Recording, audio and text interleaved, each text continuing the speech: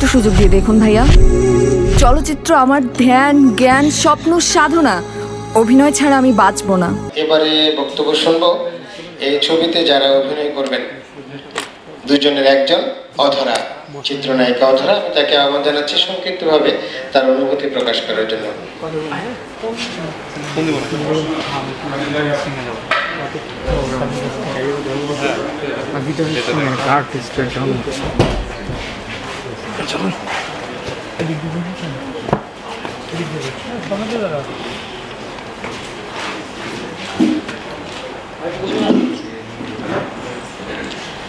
সবাইকে আসসালামু আলাইকুম।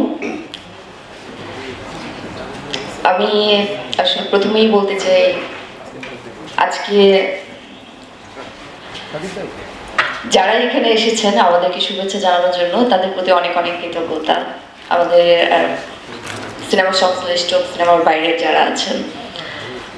আর আসলে সিনেমা নিয়ে বলতে গেলে আমার ফার্স্ট রিলিজ মুভি হচ্ছে ইস্পানি আরেকজাল স্যারদের সাথে, এবং আমি ওনাদের কাছে আসলেই খুবই কৃতজ্ঞ যে আমি আবার ক্যামেরার সামনে দাঁড়াতে যাচ্ছি আফটার মাই মুভি রিলিজ, এবং সেটাও তাদের হাত ধরেই।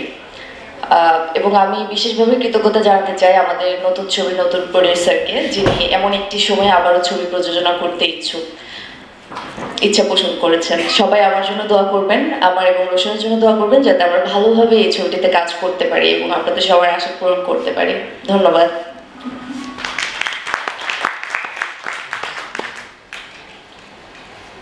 চমৎকার বলেছে। নায়িকারা তো কথা বলতে পারে কম সামনাসামনি, কারণ বিশেষ করে চলচ্চিত্রে ডাবিং প্রথার কারণে প্রমোট করে করে তারপর তারা অভিনয় করে থাকে, যতটুকু আমি জানি। কারণ আমিও একজন নির্মাতা, কিন্তু ছোট পর্দার। যাক, ভালো বলেছেন অধরা।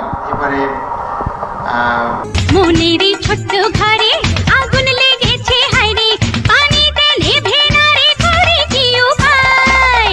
বেঁচে থাকা হলো দায় সজনী গো।